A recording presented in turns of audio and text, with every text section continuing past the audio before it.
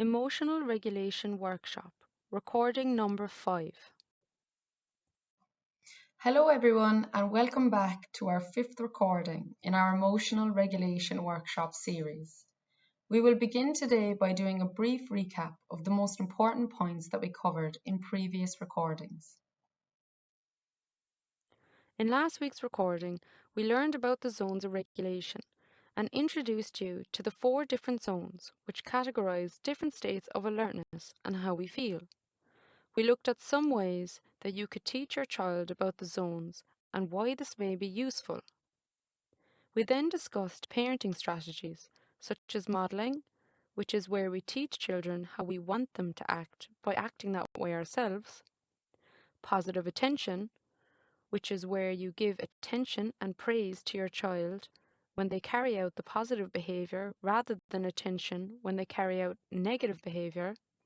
We also considered how rules, boundaries, and consequences are so important for children as they teach them what is acceptable and can add predictability and structure to their worlds. So this recording is going to work on building an emotional regulation toolbox. We are going to discuss a wide range of strategies, including relaxation ones, sensory ones, thinking ones, and other strategies, and we'll consider how they work. Then we will talk about how to introduce these strategies to your child and how to tailor their individual toolbox of strategies. So before getting into specific emotion regulation strategies, we want to discuss with you some important things about these strategies, which will prepare you to use them and give you the best chance of success. We are going to be learning about a wide variety of strategies, and with them, it's not a case of one size fits all. In life, we all have different tastes and preferences, and children are certainly no different. There are going to be some strategies which your child will like and find helpful, and there is a good chance that there will be some that they really don't like. As parents, you know your child best, and so you will probably have a fair idea which ones they might like. Finding out which strategies work for your child is going to take a bit of trial and error, as well as an open mind, but we are very hopeful that you will take away some useful ideas today to try. As we have mentioned in the last recording, different types of strategies might be more appropriate and effective in some zones compared to others, and this may vary for different children. Again, this is something that will have to be figured out on an individual level. So don't worry too much about this right now, as we will be discussing later in the recording how to tailor an individual toolkit for your child. Helping your child to develop emotion regulation skills is going to take a lot of practice, persistence, and patience. Consistency is key. Like learning to ride a bike, it's not something that children will get on their first go. As parents, you will be like the stabilizers, helping your child along the way until they are ready to go it alone. Even then, there might be some bumps and falls along the road, but it is very important to practice these strategies when your child is calm and to practice them regularly. Otherwise, in times of intense emotions, your child may not remember to use the strategy or how to do it properly, which could result in further frustration and stress. Grounding is a technique that can help you to pull away from unwanted, negative, or challenging emotions, thoughts, or memories. It may help distract you from what you're experiencing and refocus on what is happening in the present moment. There are many different ways that you can ground yourself. One is the 5, 4, 3, 2, 1 method. Working backwards from 5, use your senses to list the things you notice around you. For example, you might start by listing 5 things you can see, then 4 things you can touch from where you're sitting, then 3 things you can hear, 2 things you can smell, and 1 thing you can taste. Make an effort to notice the little things you might not always pay attention to, such as the colour of the flecks in the carpet or the hum of the computer. Another method of grounding is to focus on your body. You can do this sitting or standing. Focus on how your body feels from head to toe, noticing each part. Can you feel your hair on your shoulders or forehead? Glasses on your ears or nose? The weight of your shirt on your shoulders? Do your arms feel loose or stiff at your sides? Can you feel your heartbeat?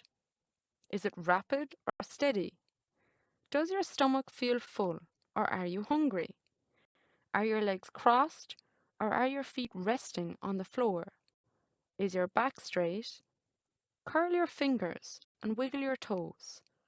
Are you barefoot or in shoes? How does the floor feel against your feet?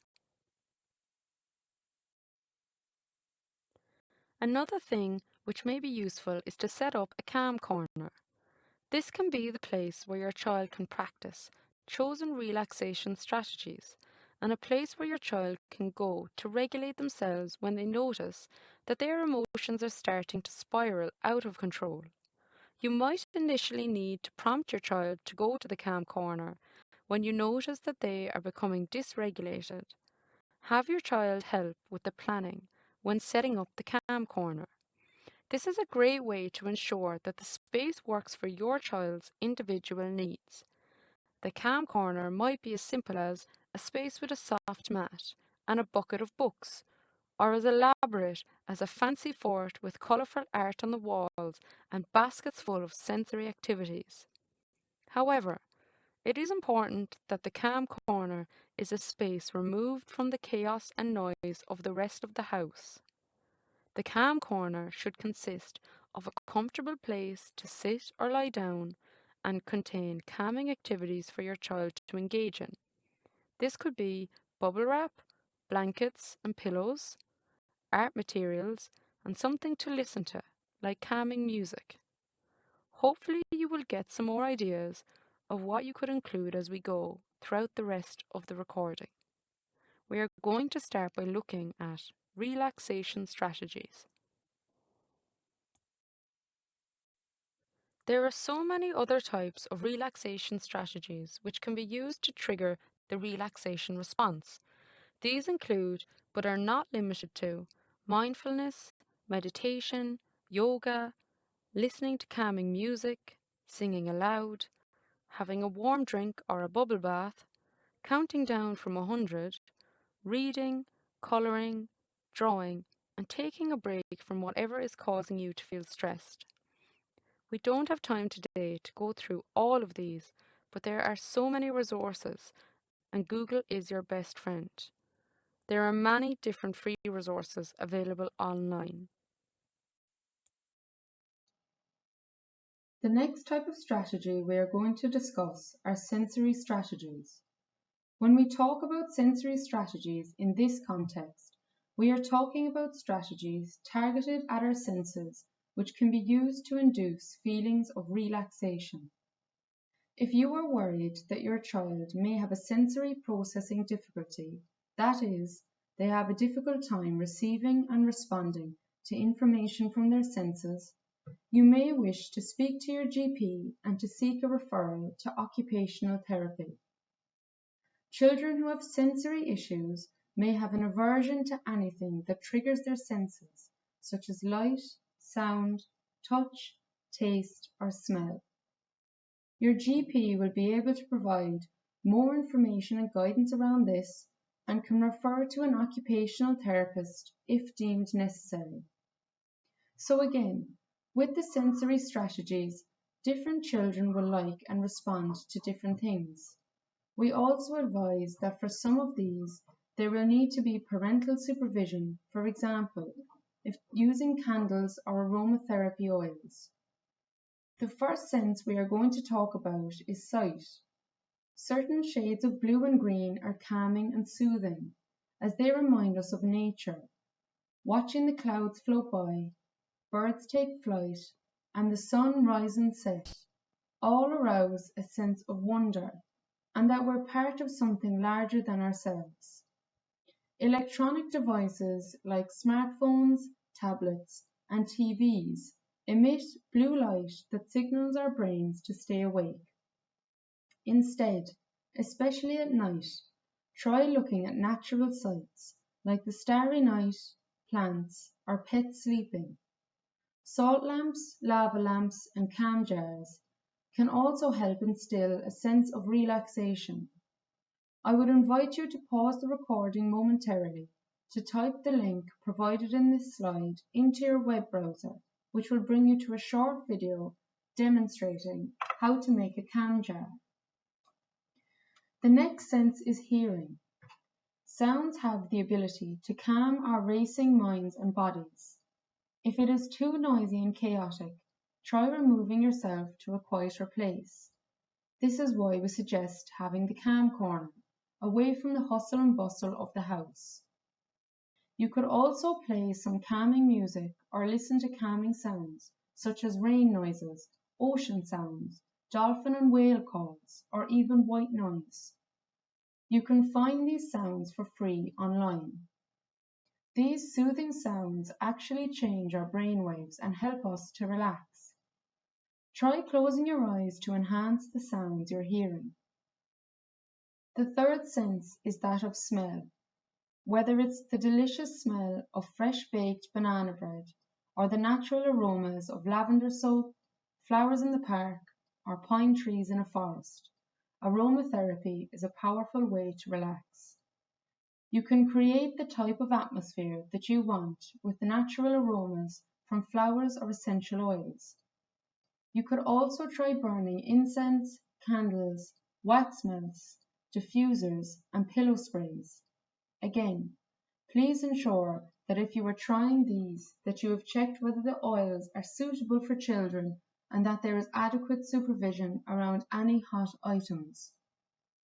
The fourth sense is taste. Whilst it is best not to turn to food for comfort all of the time, hunger can lead to irritability and can impact stress levels. So try to ensure that your child is getting adequate nutrition. Chewing gum and eating mindfully can help you to relax and be present in the moment. The final sense is touch. The sensation of touch is often overlooked, but is a powerful way to unwind.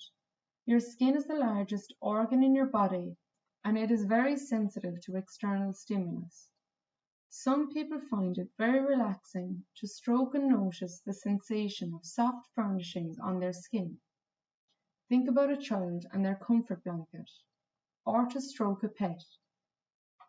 Hugging releases oxytocin, a chemical that makes us feel good and builds stronger connections among people. Hugging and touch in general lowers blood pressure, decreases the stress hormone cortisol also. From a handshake, hug, pat on the back, or a massage, touch is a powerful way to promote your overall health. These are just some types of sensory strategies. If this is something that you are interested in, you will be able to find plenty more resources online. Take a moment now to stop and think about your own situation. What barriers may there be which could stop you from practicing these strategies with your child? We would also like you to think about how you could overcome these barriers. Being able to troubleshoot in advance can save us valuable time because we have thought of solutions for problems before they occur. So now we are going to move on to thinking strategies. So we all experience different thoughts, emotions, bodily sensations, and behaviors. It is really important to recognize that each of these interact and influence each other. So this picture just shows how our thoughts affect our feelings, our physical sensations, and also how we act or behave. These are all interlinked.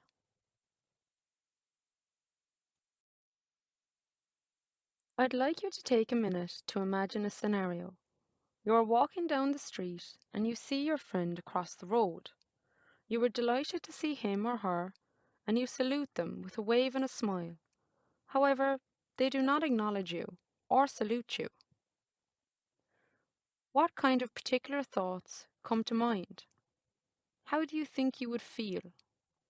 Try to tune in to any bodily sensations you may experience. This is an example of how we can interpret a situation differently. When we interpret it in a negative way, thinking that they ignored you, this can evoke negative feelings, such as sadness or disappointment. However, when we think of it in a different way, for example, they just didn't see me, then it won't affect us in the same way. A worry box is an effective tool to help your child manage their anxieties and worries. The worry box helps to show children that their thoughts are just that, thoughts. The worry box serves the important purpose of externalizing your child's anxieties. Encourage your child to write or draw any worries that they have experienced throughout the day on a piece of paper. Ask them to fold it up and place them in the box one at a time.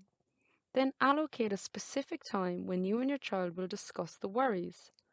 This is called worry time. Worry boxes give the worry a boundary and a physical holding space. The worries are still there. They've been acknowledged and expressed by words or pictures, but they're filling a space other than the child's mind. The act of decorating and creating the box shows the child that they can have a sense of ownership and control over their thoughts and feelings, and they will also find it fun and enjoyable to create. The worry box is a great way for younger kids to start understanding and identifying their emotions and dealing with them in a purposeful and productive way. Instead of reassuring children about their anxieties, we should be helping them to process them in age-appropriate ways. Writing worries down helps them to acknowledge and address those feelings. The strips of paper can be really useful to initiate conversation. Throwing away the worries helps to symbolize a release of those emotions. Once the worry has been processed, your child may like to tear the worry up and throw it away. When you and your child take time to connect and share the worry, it helps your child to connect with you and feel safe. Positive self-talk is when we talk to ourselves in a kind, compassionate, and optimistic way. Positive self-talk can have a big impact on how we think and feel. It is important that your child understands the power of the words they speak to themselves. So how do we teach children positive self-talk? Firstly, it is really important that we model positive self-talk. When you practice positive thinking aloud, your child will be encouraged to do the same. Parents model positive or negative self-talk by the way they speak about themselves in front of their children. When we talk to ourselves in a positive way and about ourselves in a positive way, this makes a huge difference in how we feel. Try to avoid negative self-statements and using phrases like "I can't."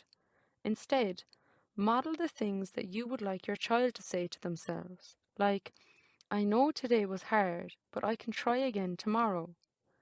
Positive self-talk can also help children to build self-esteem and confidence. Another effective way to model positive self-talk in front of your child is to start the day by saying something positive to yourself, like it's going to be a great day. Creating a list of positive self-talk statements, kids can create their own personalized list of their 10 favorite statements. Having a pre-made list can be helpful to start discussing exactly what positive self-talk sounds like.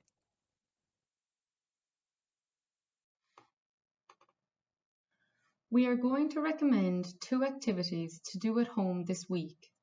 We have chosen these as we hope they will leave you feeling energized and motivated to begin working on implementing some of these strategies with your child.